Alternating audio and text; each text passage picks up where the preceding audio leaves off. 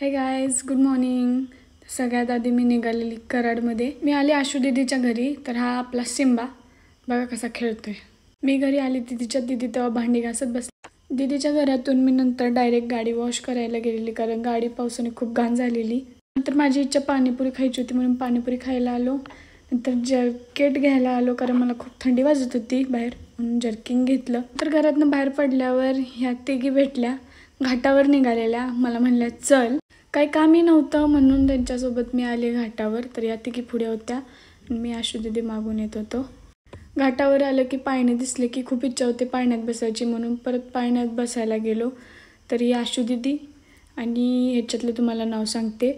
हे एक आहे बंटी, दुसरी आहे सना आणि एक तिसरी म्हणजे ते आशू दीदीच. सगळ्यात आधी मी आकाश पाळण्यात बसलो, कारण स्टार्ट आम्ही इथूनच करतो ना मी, त्यामुळे.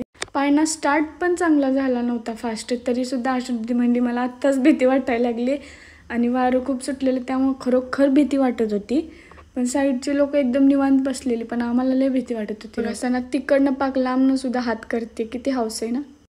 नंतर आलो आम्ही ब्रेक डान्समध्ये. हा मुलगा जो आहे ओळखीचा होता, त्यामुळे त्याने हाय केलेलं, त्यामुळे आम्ही परत आलो ब्रेक डान्समध्ये. कोण बसलं नव्हतं जास्त, पण होतं बऱ्यापैकी.